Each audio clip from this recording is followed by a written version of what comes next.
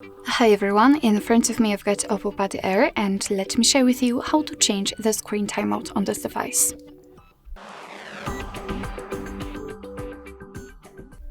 So first of all we have to enter the settings and then here in this left section just find the display and brightness.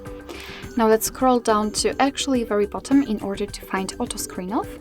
And as you can see here we've got some options from which we can choose, so we can set some short options like 15 or 30 seconds, and the 30 seconds is currently applied, or 1, 2, 5, 10 or 30 minutes. So in order to change the auto screen off option you have to tap on the one you'd like to use. I will pick 5 minutes and as you can see it is immediately notified right here. I'm not really sure if you can see it because I'm using kind of a dirt pink colors, but trust me, here it is notified that from now on, after 5 minutes of inactivity, this device will black out.